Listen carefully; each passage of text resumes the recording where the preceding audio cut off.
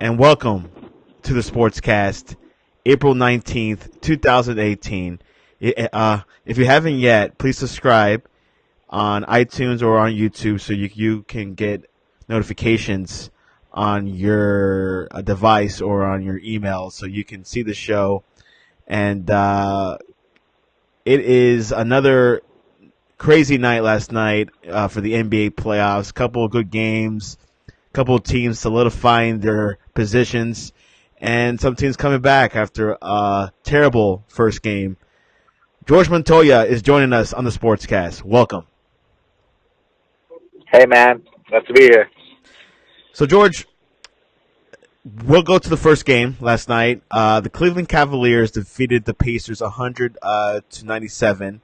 The Cavaliers scathed through. I watched the fourth quarter, and yes, Cleveland was doing way better than the first game, but Indiana was coming back, breathing down their neck. You think Cleveland is still shaky? You know, it's funny you say that because I watched only the first half, and I mean, I think the score was like, is it like 14-0 or something like that when it started? And I think James scored like all the points in the beginning. He was just going off. And then Victor Oladipo, I think he was in foul trouble early on, so he didn't even play most of the first quarter.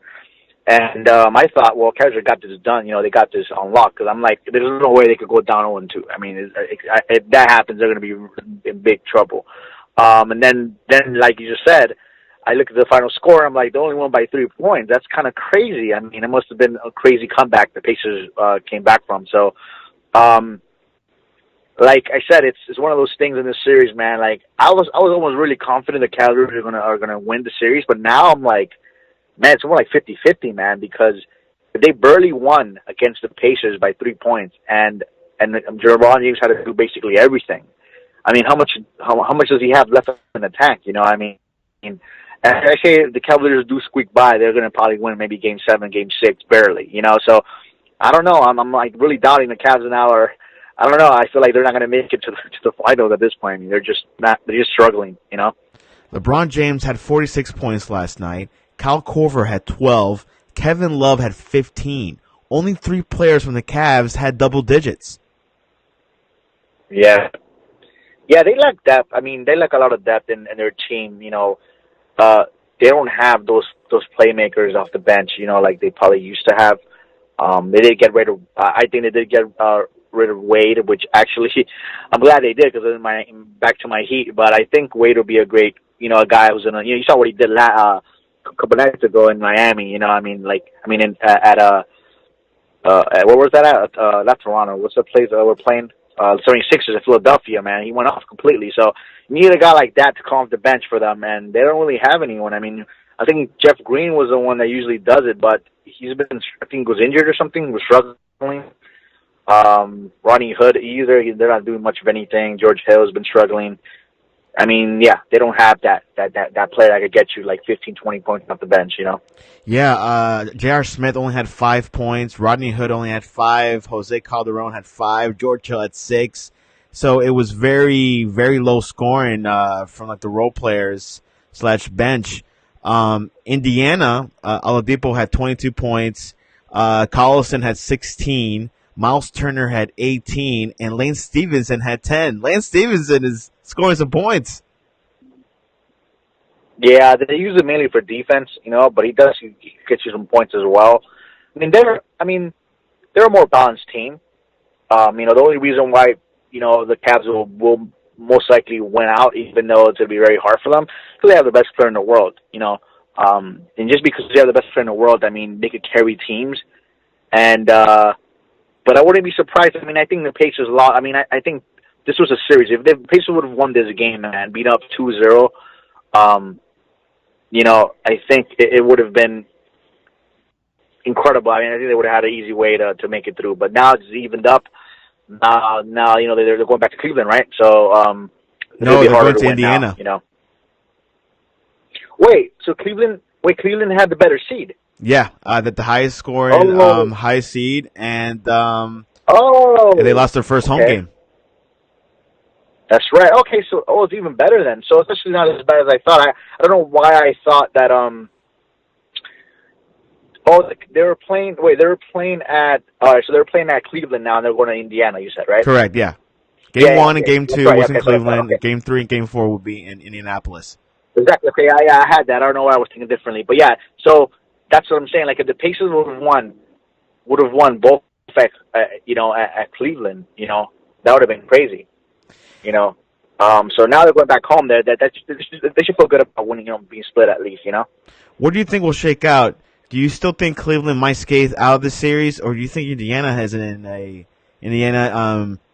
is probably in a better position to win this series? I mean, I think it's like, man, it's so close, man. I would have to say like 55% Cleveland, like 45% Pacers. I think that's that close. And the only reason is because LeBron James, man. If he was struggling at any point, then I would say Indiana would win. But you still got LeBron James, man. If he has to score 50, 60 points in a game, which he probably will end up doing, or he has scored triple double and not even only take like 3 minutes off completely. If he has to do that, they will do it. Because I mean, I think yesterday didn't he play like a ton of minutes too? He played a lot. So I think whatever it takes. I think LeBron James, there's no way he's gonna allow to get knocked down the first round. I don't feel like he ever allow that to happen. The Pacers are still a good team, but I don't think. I mean, if they had if they had another guy like Oladipo, they had let's say like Toronto or like all these other teams that have like two really good star players, OKC, stuff like that. And I don't think Cleveland has a chance, but yeah, I think Cleveland will sneak by, which is not saying not much. I think they'll either go Game 6, win barely, or Game 7. Yeah, I really do see this series possibly going to like 7 games, but we'll see what happens. I think seeing Cleveland shaky, it feels like it's just a game by game scenario. I mean, I cannot predict this series. It's just very difficult. Yeah, but I mean, obviously, if you had to choose, I mean, Cleveland has home advantage, so they would, which is technically they kind of lost it. So I was just saying, if the Pacers were up 2-0, I would say there's no way Cavs come back. This is 1-1. I think Cleveland still has a little bit of edge left.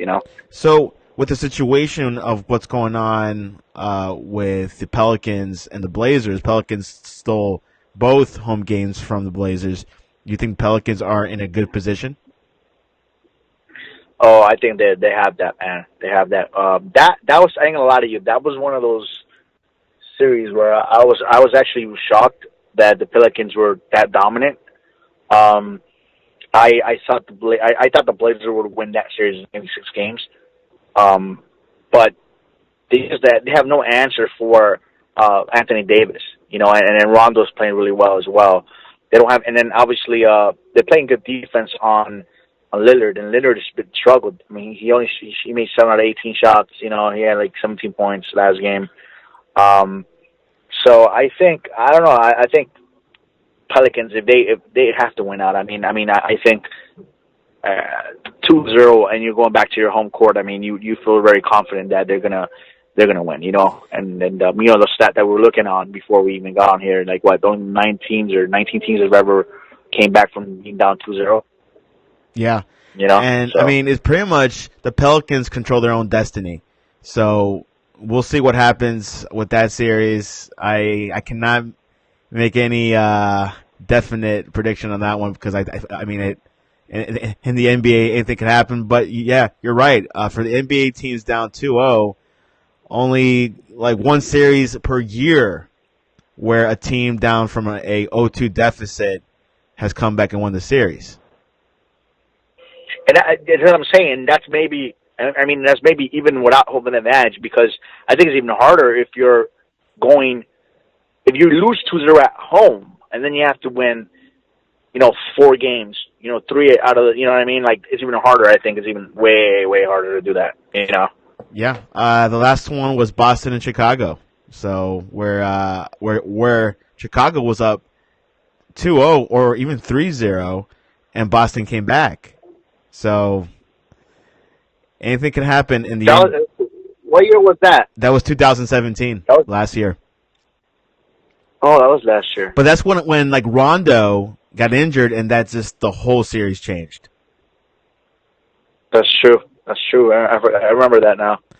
Yeah, Rondo's is a player that I don't think gets enough credit. I think he might be a good shooter, but he's a great passer and he plays strong defense. So he's a competitor. So I like that kind of guy. And that shows up when the Pelicans. I mean, if you think about it, like they don't even have Cousins right now. He's hurt out for the year. Imagine if they had a Cousins. I mean, that team would be like really scary. Exactly. The second game last night was the Utah Jazz versus the Oklahoma City Thunder. The Jazz defeated the Thunder 102-95. I thought OKC would take game 2, but as predicted before the series would start, this series might be the closest series in the whole playoffs. Yeah, you said. I think you said Jazz was going to pull the upset, right? Yes, I do think Jazz is the upset. I think they are like the dark horse in the West. Game 1, they didn't look like a dark horse. They didn't look too good on game 1, but game 2 they came back, and I think that really gained some confidence. So this is going to be a duel. Yeah, I didn't watch the game, but I did read a little bit about it. That Mitchell, the rookie, he scored 13 in the fourth quarter. He had 28 points, so he just completely dominated in the last quarter. And that, that Mitchell, he's incredible. I mean, to have that poise and to have that have that clutchness in his game as a rookie, it's very impressive. So, like I said, I still gave OKC the series, but now that I'm looking at what's going on, they split the series, right? I think OKC had the better seed, right? Yeah, OKC is at 4th, and Utah Jazz is at 5. But yeah, they're pretty paired up. So they're going back at Utah. Yeah, they're going back at Utah split, which now that evens up the series, kind of similar like the Cleveland and Indiana. I think now the Jazz. The Jazz has that. Those two are the best series so far. For East and West. Wait. What about Philadelphia and the Heat, man? Oh, that's another one. Okay, there's about 3 series where it's like a game by game scenario. Utah, Donovan Mitchell had 28 points. Ricky Rubio 22. Derek Favors 20. Never heard of this guy. And Rudy Gobert had 13. And Jonas Jerebko had 10. So they had a lot of forces going into scoring last night. Yeah, Derek Favors, man. He's a solid player, man. He's really good. I mean, Rudy Gobert is really. They have a very balanced team. And that Joe Ingles guy, it's funny. He only had 3 points. He was only 1 for 6, but he could get on fire and get you 20 points any given night too. So they have a solid team around them. Actually, it's one of those things that they have. Their advantage is their big men. Like Rudy Gobert and Favors, and obviously Donovan Mitchell's leading scorer. OKC, obviously their guards are their strong point. So it's a very interesting series. They're both kind of, using their strengths on each other, and their strengths is the other team's weakness. It's going to be a close series. I still say OKC will have the slight advantage, but I wouldn't be surprised, like you said, that Utah pulls out, a Game 7, series and wins. Russell Westbrook had 19 points. Carmelo Anthony had 17. Jeremy Grant had 13. Paul George had 18. Paul George did not have a good game, even though he scored 18. But I think OKC was they put a billboard and it said "Playoff P," which means Playoff Paul. So Paul was the hero for Game 1, but Game 2 he came back to old Paul. Yeah, he. I'm looking at the stats right now, and they shot pretty bad. I mean, Paul George was only 6 for 20. Carmelo was 6 for 18, and then Russell Westbrook was 7 for 19. So the 3 main guys, they struggled. They struggled mightily. They, kind of reminds me of Philadelphia when we played the Heat. They were missing so many threes, in that game, and that's what it comes down to when Paul George was 4 for 12 3-pointers. Like when you have these shooters and they have a rough night shooting, defenses is gonna keep you afloat. And I think Utah just had better defense in that game, and they have more composure, And because I always think about this, you want to win these slugfests, these games that are going to be close. Like your shots they're going to hit, and sometimes you're going to have off nights, sometimes you're going to be hot, sometimes you're going to be average, In the end, you're still going to average your shot. So what separates these teams are defense and turnovers. Like play great defense, that's effort, right, and then energy, and then intensity, and then you wouldn't want to turn over the ball. If you do these two things right, the shots will land. Some will land, some won't. Whatever. That would be what makes it. So that's why the Warriors are such a great team, because these guys they're great shooters, but they have a really good defense as well. So that's what really makes those teams really hard to beat. Would you start Carmelo Anthony, or would you start him off the bench? That's a good question. I mean, I'm assuming he's starting, right? With the rest of he's starting. But there's a huge debate where he should just come off the bench. I think that debate is valid. I think it makes sense. I think if their second team is not doing that well, then let Carmelo be the guy that the ball is kind of goes around, and he'll be the guy scoring the points for the second team. And I think if I was a coach, obviously, try it out and see. I think to mix it up and see, and if that will work, I think that makes sense. I think that makes a lot of sense, because if they're struggling handling the ball, because I don't know who's in their second team. Let's see, they have Jeremy Grant, and they don't really have much of anyone. Yeah, they have Jeremy Grant, Alex Albryans, Raymond Felton, Patrick Patterson, Nick Collison, Terrence Ferguson, Josh Hustis, and Dakari Johnson. Yeah, so their rotation is really just 4 players: Jeremy Grant, Alex, Raymond Felton, Patrick Patterson, and it's true. Like, I think Carmelo will be better off the bench, because they don't really have that guy who will get you like 15, 20 points, So, yeah, they're not really deep. OKC's not really deep in their bench. So, yeah, I mean, that makes sense. I would Carmelo Anthony, and then probably put Jeremy Grant as a starter. Is he Jeremy Grant? Is he a power forward? I mean, look, I think he's a forward, I believe. So I think he could, he's a forward. So Jeremy Grant will probably be better if he started, and then have Carmelo get off the bench. See how that would work, Steve Adams only had 9 points, so when Steve Adams doesn't score much, you could definitely sense the scoreline.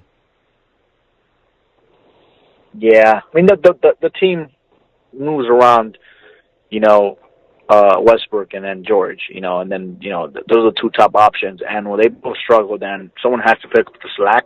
So if they don't do that, it's really tough. To be honest, if Paul George, if OKC goes deep in the playoffs, I could really see Paul George staying at OKC and maybe not going to LA at all. Yeah, it's going to be rare. Yeah, it's one of those things so hard to predict what's going to happen, because there's going to be so many free agents. Like LeBron's to be most likely not even staying in Cleveland. A lot of teams, even like what's his name, Kawhi Leonard from the Spurs. They're saying he might not come back next year. I think Klay Thompson from the Warriors contract expires. So I think it's a domino effect kind of thing. Like, we'll find out which guy goes where, and then like other guys might end up joining that team because. So it's one of those things where it's really hard to predict right now. A lot of people want to go to LA. I don't know what it is. It's because they got young people there. They have a lot of money to give. I'm sure. It's but entertainment. I would really consider going to. Entertainment-wise, and able to have the opportunity to do commercials or movies. There's more opportunity in LA. I guess you would say the same as New York, but New York is still not fashionable with the ownership they have. Yeah, like I would. I would go to like teams that already have like a good setup. Yeah, but have a good ownership, really have a good coach, vision. Yeah, some guys just go for the money and because they want to be the leading scorer in the team. So some people have different motives for what they are. Depends on their career. Some guys just want to cash in on their money and that's it. So, who knows? I really don't know yet. Anything could happen right now in the playoffs. Lakers is always a promising club. It's a very historic club, but we'll see what happens in the summertime and the offseason. Our last game last night, the late one, Houston Rockets defeated the Minnesota Timberwolves 102-82. The game definitely had more cushion from the first game. Rockets won by 3 or 4. It seems like the Rockets are. I mean, I heard that Harden did not have a good game, but they still won. Do you think the Rockets might sweep them? You know what? It was really weird because I'm looking at the stats of that game, and I didn't watch the game. It was too late. But no East Coaster watch those games.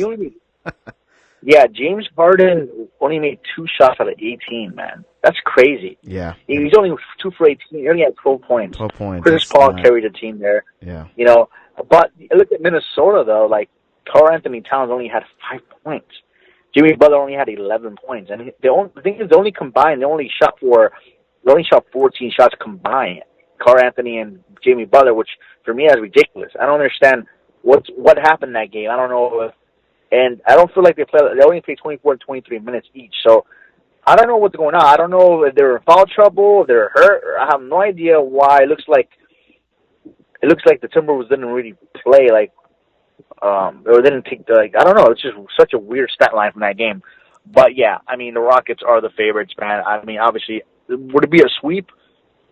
I don't know. I still think Timberwolves will probably win one out because they're going to be going back home, right? So I think they'll play a lot better. But who knows? I mean, I wouldn't be surprised if it's a 4-0, though. Yeah, Minnesota, I mean, is known for their defense, but not their offense.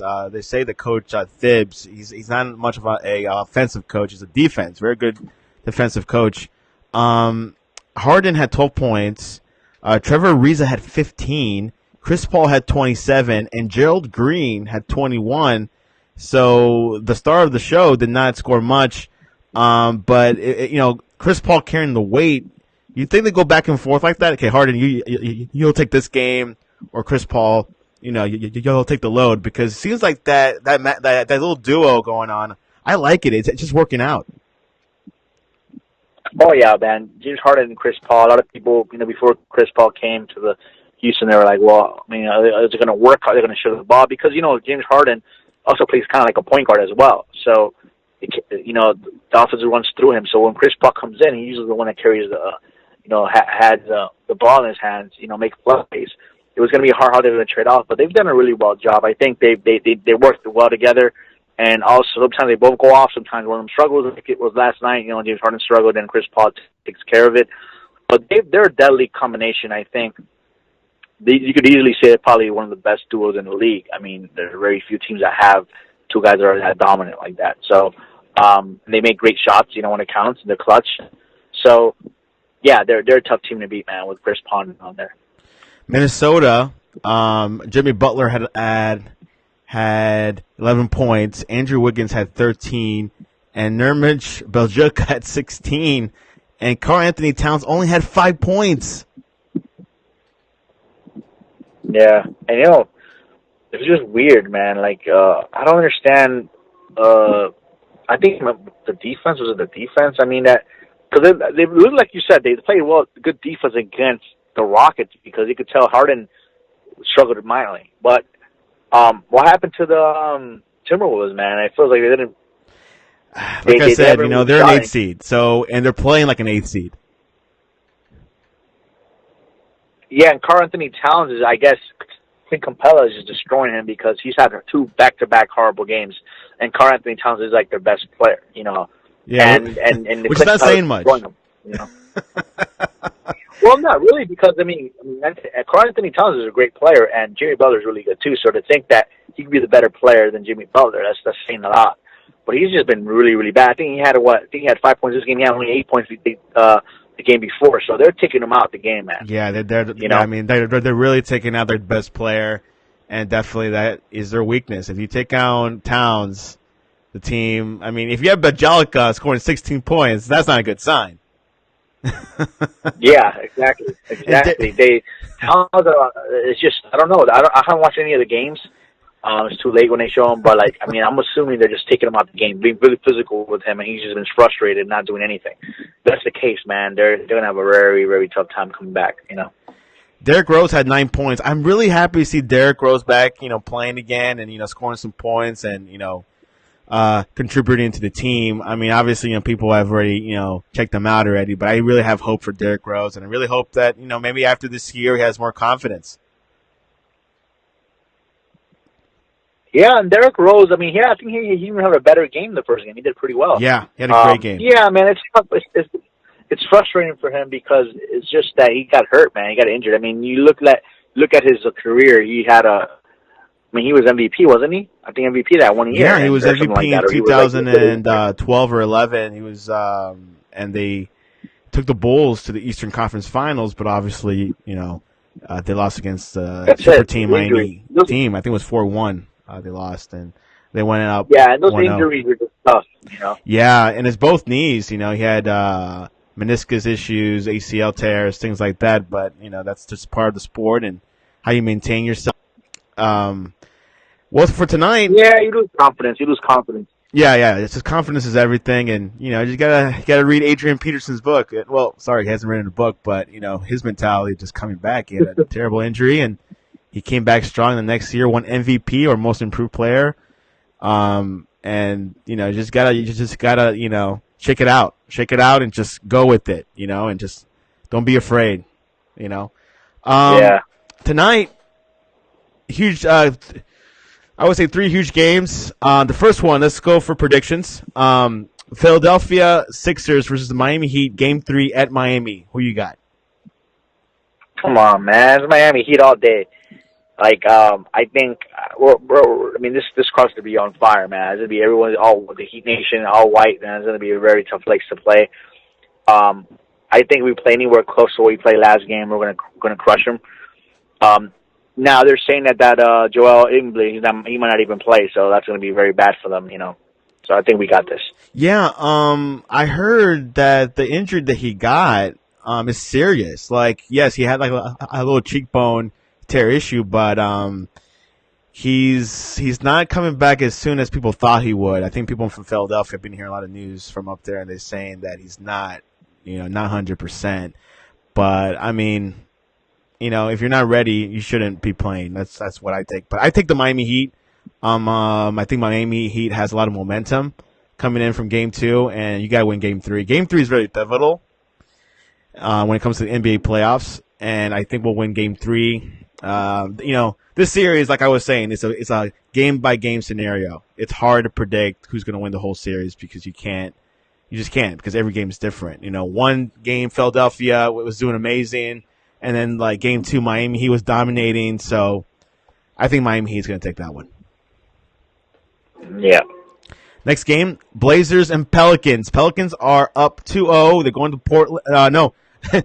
Going back home. It feels great to be up 2-0. Yeah. Who do you think will win tonight? Exactly. I think that I would say, okay, I say this is the game where the Pelicans could be overconfident and be like, we got this. And the Blazers are saying, this is a must win. If we lose this 3-0, we have no chance. So I think the Blazers are going to have, they're going to go as hard as they can. I don't know if it's enough, but I think this is the game we're going to see what the Blazers are made of. And I think once they lose this one, if they do lose tonight, then they're done. They know that they're just done, even though they might not admit it. They'll be done. But I would say, you know what? I'll take the Blazers as an upset, which is crazy to think it's an upset. But I think the Blazers will have to win out this game. They have to. It's a must win. I'm a huge Pelicans fan, to be honest. I'm a huge Anthony Davis, Unibrow. I think Pelicans. This is a pivotal Game 3. This is do or die for Portland. But Pelicans have to come out stronger than Game 2 and Game 1 put together. And we'll see if Drew Holiday will come in and take it over, but we'll see. McCollum, I think he's healthy. I was hearing he was not, but who's healthy these days? But I'm picking the Pelicans. Yeah. Yeah, Holiday's been doing really well, man. I think that's been the X factor. Rondo's done what he has to do. Davis has done what he has to do, but Holiday, he's been stepping up huge, man. And the last game for tonight, the late one that no one watches it, it'll be at 9:30. Actually, it'll be at 9:30 p.m. on TNT. Golden State Warriors versus the San Antonio Spurs. Warriors are up 2-0, and they'll be playing in San Antonio. Who you got? Man, I don't know if you just realized that Popovich, his wife passed. I think last night. Yeah, and our thoughts and prayers go to the Popovich family, and it's going to be a tough night for him. Yeah, and I heard he actually still went to the practice and led the practice or something like that. So, he's committed, and I think kind of similar. They're playing at San Antonio. I don't know. I have a feeling. Even though obviously it's very hard to go against the Warriors, but I think the Spurs are gonna pull out. They're gonna pull out a win. They're gonna be this one. they're going to be emotionally strong for the coach, and they're going to be very inspired to play for their coach, especially after they're trying to dedicate this game to their wife. So I think they're going to go all in. And this one, I don't know if it'll be enough, but I think it'll be a very close game. And they're playing at San Antonio, so their crowd is going to be behind them. So I think that the Spurs, I thought the Spurs will win one game, maybe two. Now I think two is a little bit too ambitious, but I think that they would win a game series. It'll be tonight. You make a good point. Before this whole situation with Popovich's wife, I was going for Golden State. But I think San Antonio, if they had to win one game in this series, it would have to be tonight. Yep. LaMarcus Aldridge, I think they would. Is like their only best player they have in that team. I mean, okay, yes, you got Ginobili, you got Parker, but without Kawhi Leonard, which everyone's talking about, where is he going to go? Pretty much, it's pretty much a divorce, a pre-divorce already. So, yeah, the playoffs are going to steam. Curry, man, Curry's happy. He's like, I probably don't have to play in this series. Yeah, of course. He kind of knew that already. I mean, Aldridge is the only guy they have, obviously, because Kawhi Leonard's not there. I mean, Kawhi Leonard is such an amazing player. He's one of my favorite players in the league. I mean, so unfortunate that he's not playing. I don't really know what's going on in the background. I heard like a lot of tensions are going between him and the team, and I don't really understand what's going on. Really, I haven't really read much about it, but it's kind of it's tough. I mean, come on, it's like Cavs losing, LeBron James. It's a huge blow to the team. Love to you be competing, even make the playoffs without their best player. Just shows what a great coaching Greg Popovich is and great coach he is, and even the bench. That whatever they have some young players that are still playing pretty well. So I mean, come on, everyone knows that there's no way that the Spurs could beat the Warriors. The Warriors are just have so many weapons. Even without Curry. So yeah. Yeah, this is very unusual for Leonard, and very unusual for the Spurs because they've never dealt with personal issues ever. Seeing them for the past 20 years since 1999, I've never seen any personal issues. But this is going to cost Kawhi because now teams that like once he becomes a free agent, teams are going to become a little hesitant about him. Okay, well this guy had an attitude with San Antonio, and San Antonio is very respectable. If they can't handle him, who else can handle him? Yeah, but what have you heard? What's going on with him? I mean, the doctors from the Spurs have cleared him. He's healthy. He's clear to go. But then he has his own doctors that say, no, it's not, And obviously, the whole debate where, like the team has that asset, yes, you need to play because you're under contract. But then if you go to another doctor where there's no much pressure or not much, say to it, well, he probably wants to take care of his health. That's what he wants. But it feels like a little bit of disobedience, in my opinion. So I guess what's happening is he doesn't feel like coming back because maybe he felt like like I said I think what it is what's motivating him is what, it's just kind of messed up if it is, but at the same time it's kind of understandable because it is a business. If he feels like he's not going to be in the Spurs, even if he does come back and play next year because he's not going to get his contract. Then, but I think he's a free agent next year. Or maybe they have an option maybe on his contract. But I think if that's the case, it's I don't want to get hurt, and then it's going to cost me a lot of money and another contract coming up next year for a new team. So he's like, I don't want to injure myself, at this point, even though we might not even have a chance anyway. So he's like, I want to take care of myself first, my body. Not risk it. This is a business, So that's the brutal thing of sports, You be loyal to a team, but then any given one, they just drop you, for whatever. So yeah, it's a very delicate situation. Yeah, go back for the Spurs. The guy starts from scratch again. Anyways, the NBA playoffs are shaping up, and like we were saying, we have 3 series that I think that become very close: Indiana and Cleveland, Miami, Philadelphia, and OKC, Utah. I think those 3 series are probably the tightest. Who do you think from those 3 series is your favorite so far? Or the most one that you're really noticing more? Well, obviously the Heat and the 76ers because you're homie. That's my team. Yeah, but at the same time, they're going at it. I think a lot of you, I am surprised that Indiana's giving the Cleveland such a hard trouble. I mean, such a hard time in the games. I mean, I don't know. Maybe I just thought like you know what, the Cleveland is just come on. It's Cleveland. I mean, they can't lose to the Pacers. But now you think about it, man. Their team is not even close as good. They're not as good as people think, man. LeBron James is doing basically everything possible, and even then, they're barely winning. So I think it's crazy to think. I think they're in danger of actually not making it past round one, which is crazy.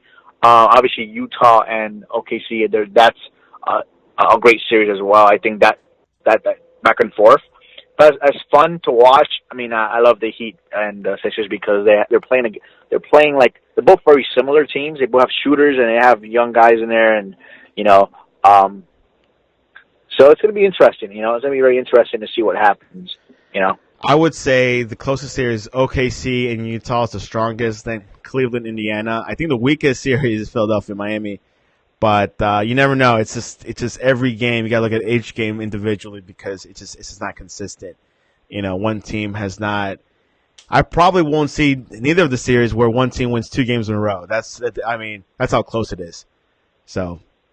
Yeah, and if they do win 2 in a row, they'll probably lose the third one. So it'll be back and forth anyway. Like you know. But what about you haven't really talked about this? But remember that time we went out and we watched crazy shots from Boston and Milwaukee, man. What do you think about that series? Middleton, yeah. That one, I think game 2 kind of I saw the writing on the wall that Boston, after game 2, Boston is going to take that series.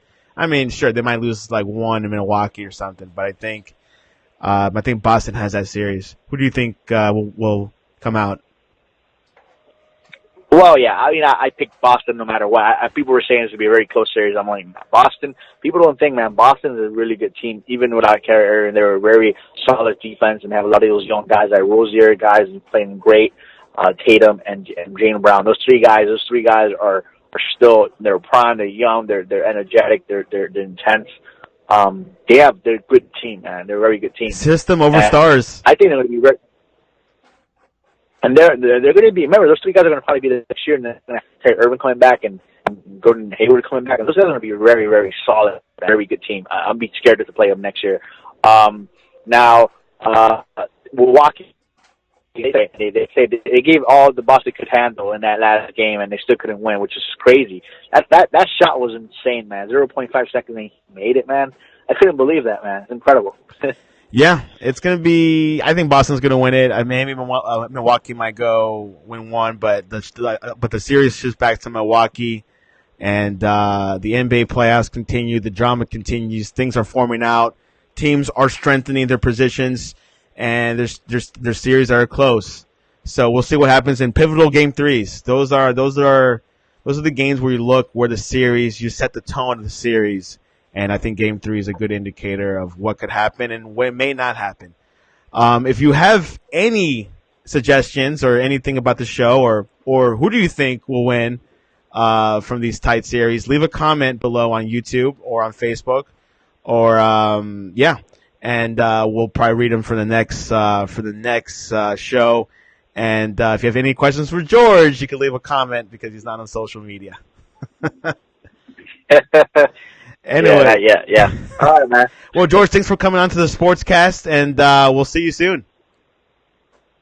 Yeah, thanks for having me, man. Can't wait for tonight's games. Go Heat.